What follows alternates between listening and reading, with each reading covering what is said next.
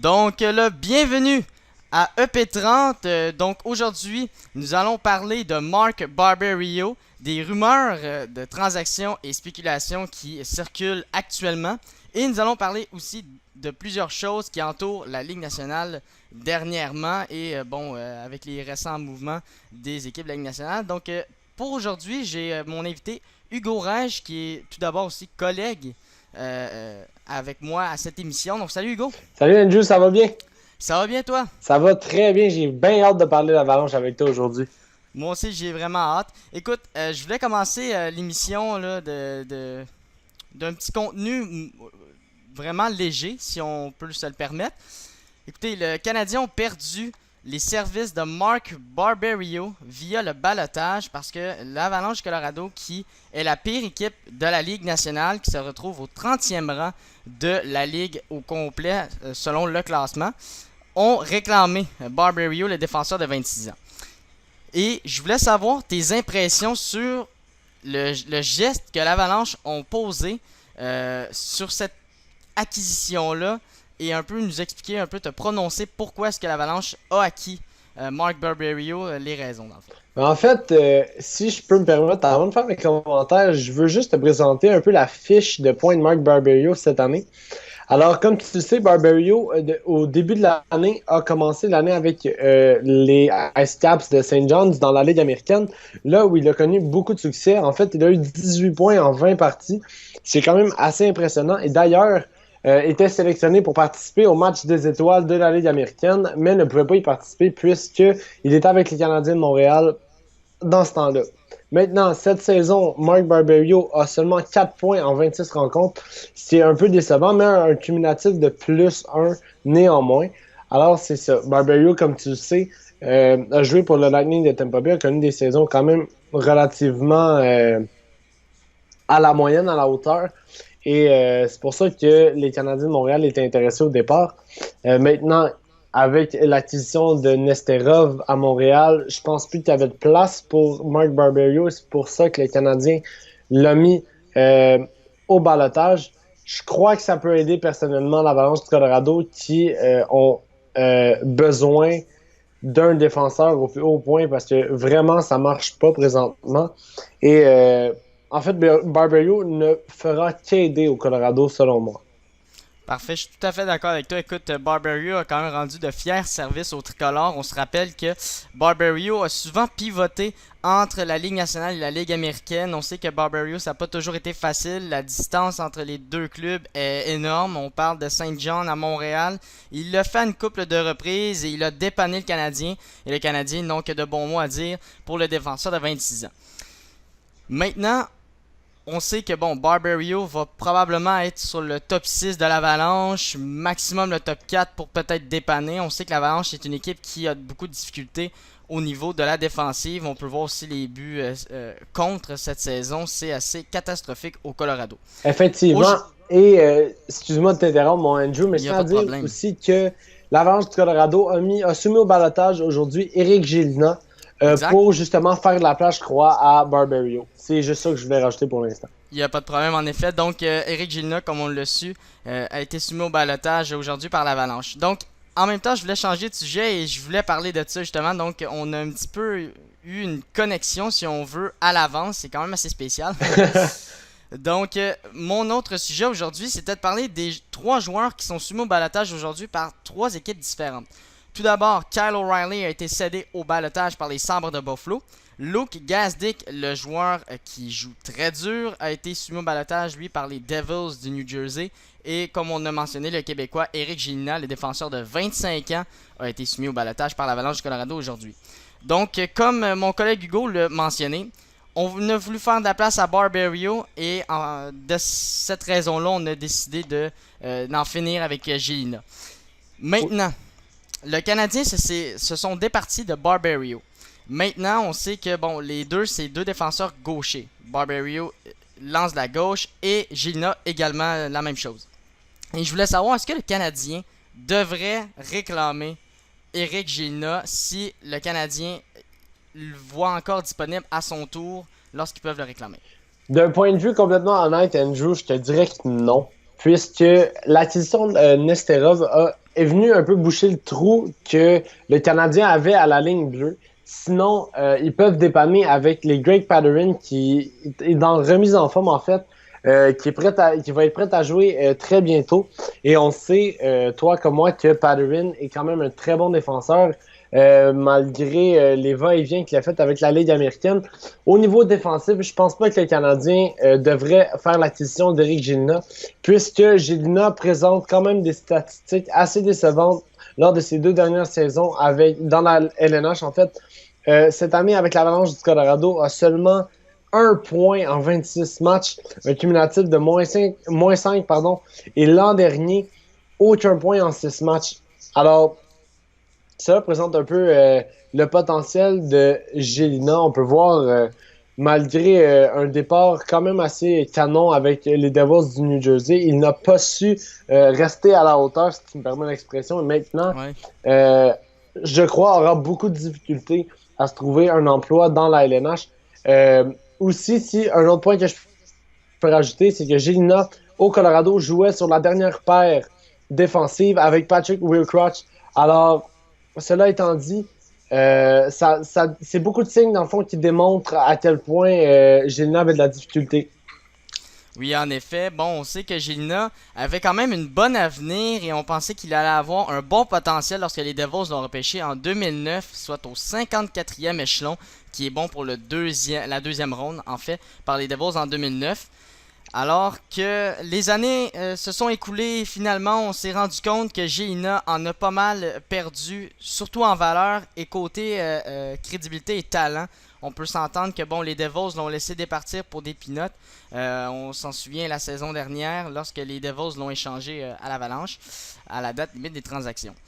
Maintenant, on sait que le mois de janvier, pour changer de sujet, pour vous avertir dans le fond, donc à chaque mois de janvier, on procède souvent à des transactions, quelles que soient mineures ou majeures. On a souvent le mélange des deux. Et cette année, on peut voir une petite baisse dans le nombre de transactions effectuées au mois de janvier. Alors qu'on vient tout juste de l'écouler, on est rendu à la 2e journée de février. Je vais faire un comparatif avec les dernières années du mois de janvier. Donc tout d'abord en 2013, on s'en souvient, c'est là où le lockout a commencé, dans le mois de janvier, et on avait effectué 12 transactions. Oui, je m'en souviens. L'année suivante, on en a effectué 8. En 2015, on en a effectué 5. L'année dernière, 10 transactions. Et cette année, 6 transactions. Et dans ces transactions-là, cette saison, on peut comprendre Tommy Wingles, la transaction qui a impliqué aussi Cody McLeod, une transaction qui a impliqué aussi Tommy Wingles. Donc, bref. Et on sait qu'à chaque mois de janvier, on prépare les rumeurs, les spéculations en vertu de la date limite qui est dans 1 mois et demi, 1 mois environ. Alors ça laisse place à beaucoup de spéculations intéressantes, des rumeurs de dernière minute, des mouvements de dernière minute lors des dates limites des échanges. Où est-ce que je veux en venir, c'est qu'on sait que c'est là où on commence à avoir les identités des clubs qui vont accéder aux séries. Des équipes qui vont dans le fond se retirer des séries éliminatoires, qui n'auront pas l'accès cette saison. Et c'est là qu'on commence à voir les joueurs qui vont être liquidés par les organisations lors de la date limite des échanges.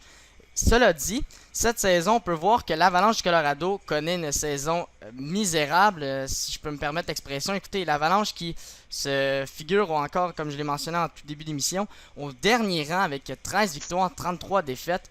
Bon pour le dernier rang dans l'Ouest avec 28 points. Et c'est catastrophique comme je viens de le mentionner parce qu'écoutez, l'Avalanche là, ont une équipe sur papier, ont une très bonne équipe, mais une défensive, comme on l'a dit aussi en début d'émission, pas une très bonne défensive. Avec aussi, on a eu le départ de Patrick Roy et tout ça. Je pense que lui, il savait ce qui s'en venait à Colorado. Là, il avait prévu. Il avait déjà prédit, avant tout le monde, exactement. Oui. Et ça s'enligne pour que l'Avalanche, s'ils continuent sur cette séquence, ils vont se lancer vers la pire saison d'une équipe depuis l'existence de la Ligue nationale. Alors, et on sait que, bon, les Sabres, je veux te faire un petit rappel, en 2013-2014, les Sabres de Buffalo qui n'ont pas été très très bons avec une récolte de 52 points, je sais pas si tu t'en souviens, Oui, je m'en souviens très bien. l'année de misère des Sabres de Buffalo, et bien écoutez, l'Avalanche pourrait faire une saison beaucoup plus pire que celle que les Sabres ont effectuée il y a quelques saisons. Et on parle souvent des joueurs vedettes de cette équipe-là. On parle de Matt Duchene, on parle de Gabriel Landeskog qui est le jeune capitaine de cette équipe-là. Et bon, on l'associe à plusieurs rumeurs de transactions. Beaucoup d'équipes appellent à Colorado. Le téléphone du directeur général de l'Avalanche, Joe Sakic, pardon, ne fait que vibrer et sonner dans son cas. Et on parlait, bon, il y a des rumeurs avec certaines équipes, dont le Canadien, les Pingouins et vice-versa. Et toi, tu avais une proposition très intéressante à nous faire faire. Donc, je vais te la laisser la lancer, cette proposition-là. Oui, en fait, la proposition que je te parlais justement avant l'émission, mais c'est à propos de Marc-André Fleury. Alors, le directeur général des Penguins de Pittsburgh a clairement dit récemment, en fait, je crois que c'est il y a 3 semaines, que Marc-André Fleury n'allait pas terminer la saison avec les Penguins de Pittsburgh. Cela étant dit, avec la blessure de Simeon Varlamov pour le restant de la saison, l'Avalanche du Colorado pourrait en tirer bénéfice si Fleury pouvait se retrouver au Colorado, puisque ça va ramener une certaine stabilité. Fleury a quand même remporté 2 Coupes Stanley maintenant et a présenté plusieurs très bonnes statistiques au fil de sa carrière. Alors, c'est sûr que c'est pas une carrière terminée pour le gardien natif de Sorel, mais peut-être pour les Pingouins. Sa carrière avec les Pingouins. Oui, c'est ça que je voulais dire. Ouais, en effet, écoute, Hugo, on sait que bon, Marc-André Fleury dispose d'une clause de non-mouvement et on sait que bon, il y a quelques mois, quelques semaines, on a fait des transactions avec d'autres équipes et Marc-André Fleury a refusé à chaque fois de voir son nom partir de Pittsburgh. Et on va voir si pour Marc-André, il va trouver la bonne équipe. Probablement que Marc-André Fleury a des préférences. Ça, c'est sans Ouais. aucun doute, c'est évident, c'est sûr. Et pour Marc-André Fleury, l'avenir qui lui attend, c'est sûrement une équipe qui a besoin d'un gardien numéro 1. C'est très bien le lien que tu fais avec l'Avalanche du Colorado parce que c'est une équipe qui a besoin de renfort devant le filet. On sait que là, bon, Varlamov est à l'écart du jeu et probablement que Varlamov ne peut plus être un gardien numéro 1. On sait qu'il y a aussi Eric Johnson, un défenseur top 4 pour l'Avalanche qui manque aussi. Oui, Donc ça fait très mal à l'Avalanche du Colorado. On se souvient, bon, je vais faire un petit comparatif avec le Canadien, alors qu'on manquait Andrei Markov, manquait à l'appel en raison d'une blessure. Et on voyait l'impact que Markov avait sur l'équipe du Canadien de Montréal, parce que le Canadien de Montréal a eu beaucoup de difficultés lors de son absence. Et ça peut paraître banal, mais c'est pas le même genre de joueur, mais ils ont le même impact sur leur club, parce que, bon, on sait que Eric Johnson a quand même eu de très bonnes saisons dans les dernières années avec l'Avalanche du Colorado, alors qu'il quand il était en santé, l'Avalanche du Colorado était quand même soit en série ou près des séries. Alors, donc, ça peut faire mal, surtout à l'Avalanche du Colorado, là, la blessure d'Eric Johnson. oui, effectivement. Et justement, juste pour ajouter là-dessus, c'est ce qui manque en fait à l'Avalanche du Colorado. Si je prends leur alignement partant présentement, là, la défensive, ben, leur top 4, il s'agit de François Beauchemin, Tyson Barrie, Cody Golubev et Nikita Zadorov. C'était pour Golubev et Zadorov. En fait, c'est 2 défenseurs qui viennent de commencer cette année à jouer dans la LNH et personnellement, je pense pas qu'ils devraient faire partie d'un top 4 défensif pour l'instant. À part de ça, tu as François Beauchemin qui, lui, commence à être vieux tranquillement et ne connaît pas nécessairement les résultats escomptés au Colorado. Alors là, qu'est-ce que tu fais avec ça? Tu as un défenseur numéro 1 en Tyson Barrie qui, lui, est un des seuls qui est, oui, jeune, mais a de l'expérience et à lui seul ne peut pas apporter une certaine stabilité à la ligne bleue de l'Avalanche. Exactement, je suis tout à fait d'accord avec toi, Hugo. Écoute, Golubev et Zadorov, comme tu l'as mentionné, ne sont pas à la bonne chaise. Et bon, ça fait en sorte qu'on les surutilise et on leur donne beaucoup plus de temps de jeu. Et bon, c'est pas évident pour des joueurs qui sont pas qui possèdent pas une grande expérience dans le circuit Batman. Effectivement. Effectivement. Ouais, parfait.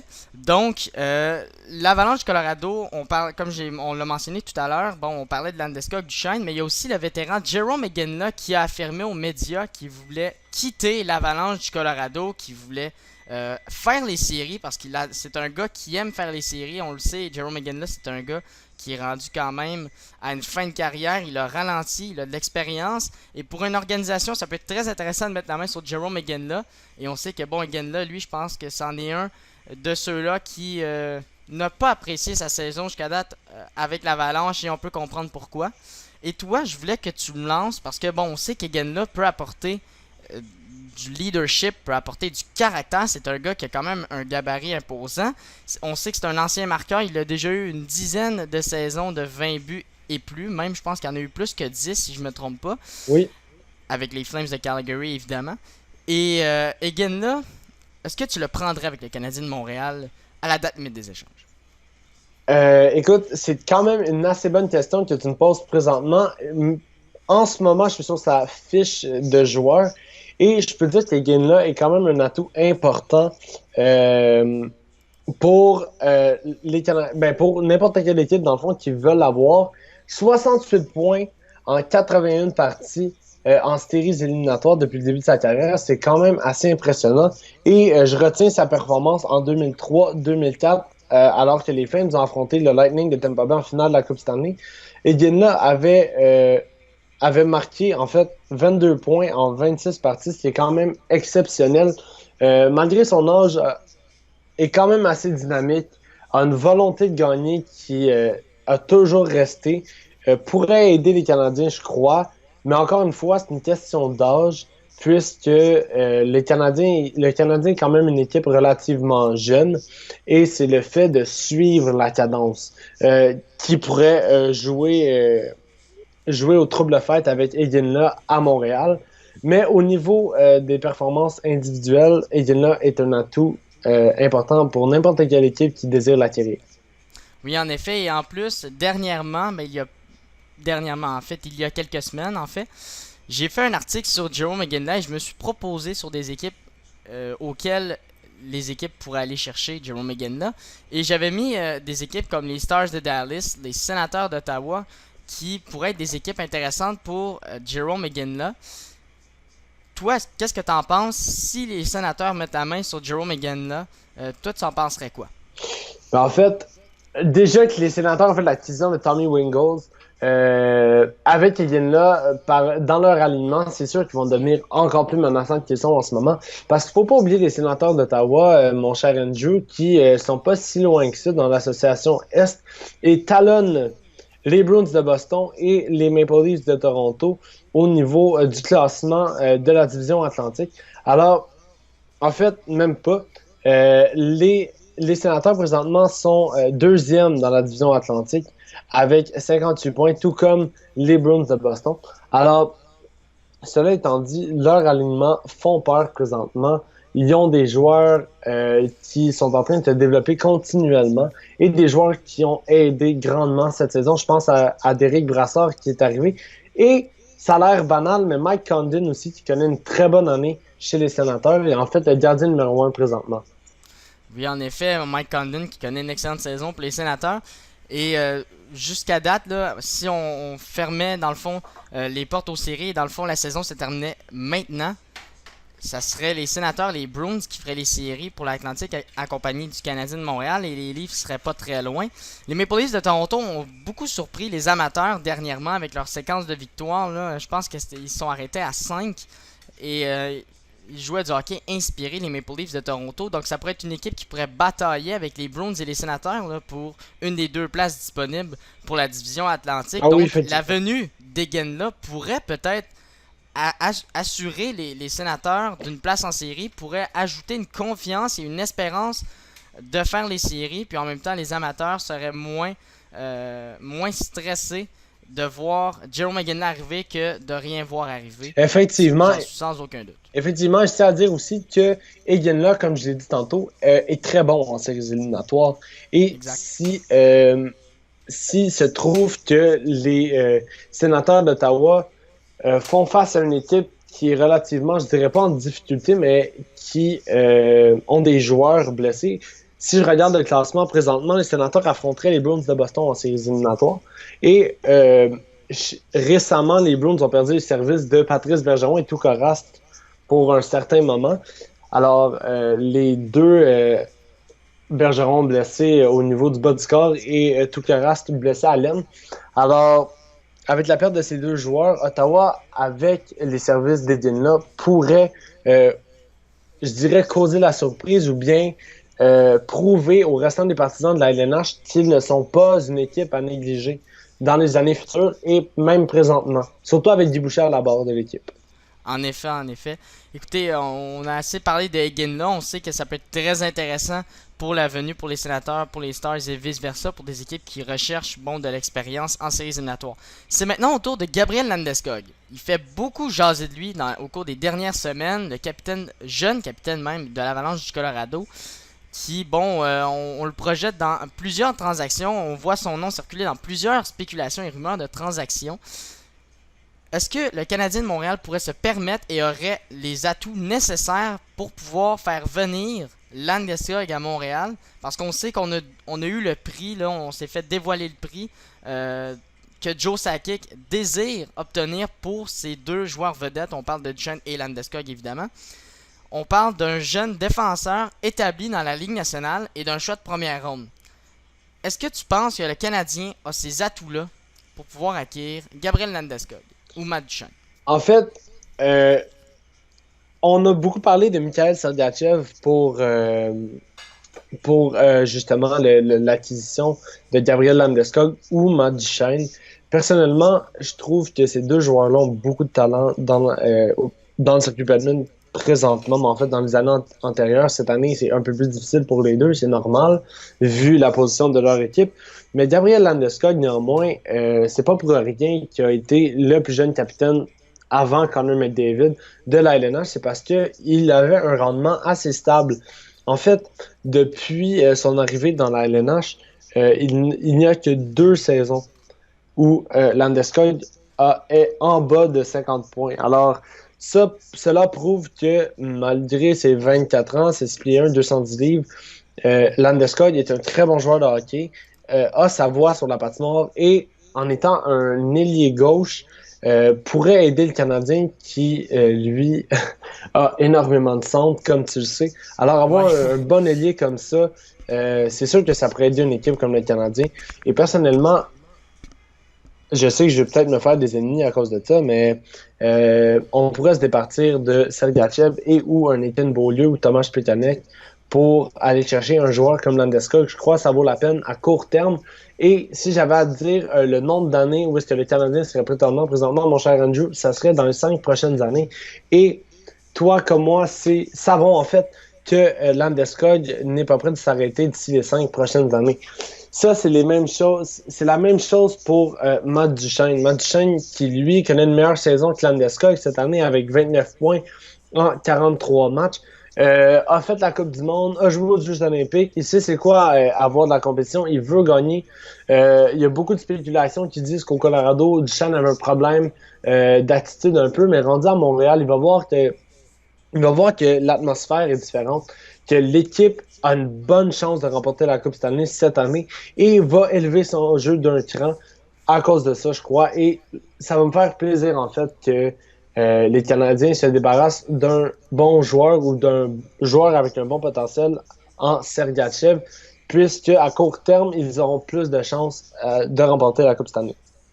Je suis 100% d'accord avec toi. Écoute, tu as vraiment dit tout ce que je pensais sur ce sujet-là de Matt Duchesne à Montréal ou bien l'allié gauche Gabriel Landeskog à Montréal. Les deux qui sont sur le deuxième trio en compagnie de Matt Nieto qu'on a réclamé au balotage des Sharks de San Jose, si je ne me trompe pas, Oui. en début de janvier, dans le fond en début d'année en fait. Et Nieto, c'est pas le meilleur joueur qu'il est sur le top 6. Ça, c'est un petit peu discutable, mettons. Mm. Donc, pour en revenir au fait de Landeskog et Duchesne, Je suis 100% encore d'accord avec toi, pardon, sur le prix à payer de Tomáš Plekanec ou Mihail Sergachev et un choix de première ronde. Je pense que c'est un prix adéquat et un prix juste et honnête pour aller chercher un gars comme Matt Duchene, mais on sait que Sergachev vient tout juste d'être repêché. Est-ce qu'on prend un risque en échangeant un joueur qu'on vient tout juste de repêcher quand on sait peut-être que c'est peut-être le meilleur défenseur de la QV de 2016? Alors, c'est des risques qu'on prend. Dans chacune des transactions qu'on effectue dans la Ligue nationale, on effectue un risque. Alors, pour moi, pour ma part même, je dirais que je prendrais le risque d'échanger Sergachev pour aller chercher un gars comme Matt Duchene ou Nathan Beaulieu. Si bon, l'Avalanche veut prendre Plekanec et Beaulieu à la place de Sergachev et Plekanec, je serais encore beaucoup plus heureux. Effectivement, Maintenant, mon cher Andrew. Et excuse, avant de poursuivre, juste t'interrompre 2 secondes pour te dire que c'est maintenant la fin de la première période. Euh, Présentement au match du Canadien contre les Flyers de Philadelphie et que c'est 1-0 pour le Canadien sur un but de Nikita Nesterov.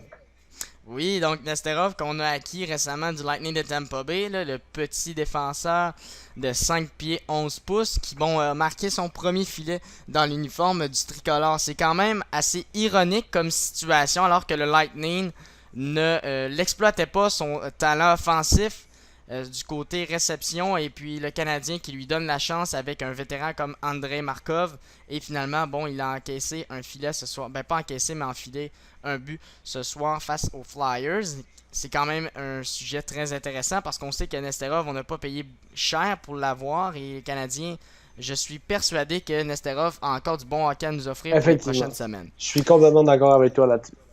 Hier, c'est s'avérait une journée importante dans la carrière de Alexander Ovechkin parce que 550 buts plus tard, il vient rejoindre Ron Francis au 27e rang de l'histoire des marqueurs de la Ligue nationale en termes de buts.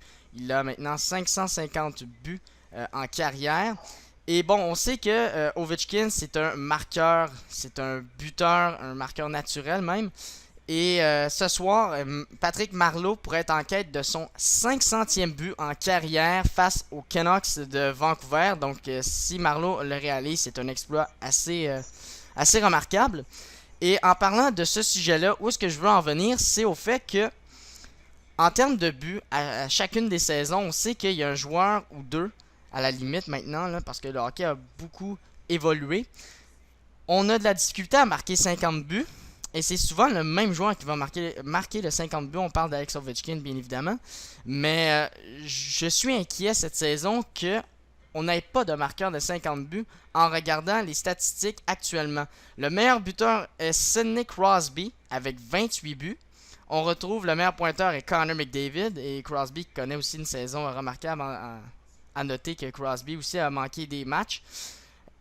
Crosby, s'il n'aurait peut-être pas manqué ces matchs-là, aurait peut-être 1 ou 2 buts de plus, mais on peut pas vraiment spéculer là-dessus parce que c'est justement là, il a manqué ces rencontres-là, on peut pas se parler des rencontres qu'il a manquées.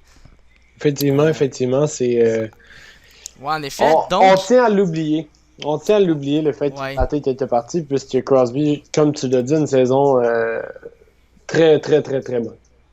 Oui, en effet, donc 28 buts déjà, mais moi, ce qui m'inquiète, c'est le temps, parce qu'on sait que les gardiens se sont améliorés au cours des dernières années. Toi, est-ce que tu es inquiet on commence à manquer de buteurs dans la Ligue nationale, qu'on va peut-être voir ça en voie de disparition, là, les 50 buts pour un joueur par saison? Effectivement, c'est assez drastique comme nouvelle, puisque il reste 32 matchs à la saison, ou dans ses environs, et le meilleur marqueur n'a que 28 buts.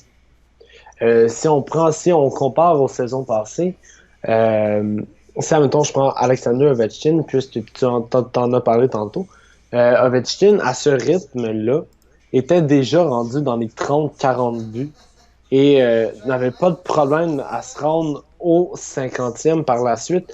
Mais là, il y a vraiment un ralentissement. Mais comme tu l'as dit, les gardiens de but deviennent de mieux en mieux. Je parle d'une moyenne de buts alloués de 1,96 pour 2 gardiens de but présentement. Je pense à Devin Dubnyk et Jimmy Howard des Red Wings de Détroit. Par la suite, il y a Braden Holtby et Peter Budaj et finalement Sergei Bobrovsky qui vient compléter le top 5 des meilleurs gardiens, de la meilleure moyenne de buts alloués chez les gardiens.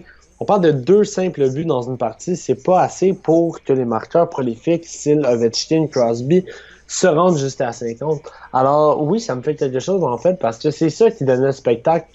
Quand tu penses aux grands joueurs comme Mario Lemieux ou Wayne Gretzky, c'était les 50e buts, c'est toutes des marques que les joueurs de hockey rêvent de franchir. Cette année, malheureusement, on peut pas mettre le blâme sur eux puisque les gardiens de but sont exceptionnels. Mais maintenant, mon hypothèse, c'est que il va y avoir des nouveaux plateaux que certains gardiens de but vont faire, ils vont créer, et ça va être un renversement de situation, puisque maintenant, ça va être au gardien de but d'atteindre ces prestigieux plateaux, si tu comprends ce que je veux dire. Oui, exact. Écoute, c'est sûr que les gardiens, comme on en a parlé, ils se sont améliorés.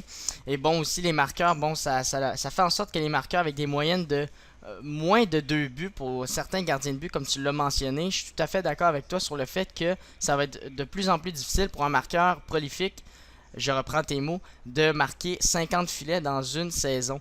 Écoute, cette année, là, on a dit Crosby 28 buts, là, mais ceux qui suivent derrière ont 25-26 buts, donc c'est quand même une course serrée. Et c'est une première en 13 saisons. Si on parvient pas à avoir un marqueur de 50 buts cette année, ça serait notre première fois en 13 saisons. La dernière fois, c'est survenu en 2003-2004, où ce qu'on n'avait pas vu de marqueur de 50 buts. Alors donc ça, c'est avant l'arrivée de Alex Ovechkin et de Sidney Crosby dans ce temps-là. Et je voulais faire aussi une petite statistique intéressante avant de terminer l'émission. Depuis 2003-2004, le meilleur marqueur a été Alexander Ovechkin avec 65 buts dans une saison. Alors, c'est quand même assez intéressant que ce soit aussi Ovechkin qui a marqué le plus de buts depuis la saison 2003-2004, même s'il n'était pas là, dans les 13 dernières Ouais, saisons en fait. effectivement. Donc voilà, donc ça tourne le tout pour cette émission-ci. Donc on va se retrouver ce dimanche pour une autre capsule de EP30. Alors ici, votre animateur Andrew Gingras et votre collaborateur Hugo Reich. Merci d'avoir été là et à dimanche.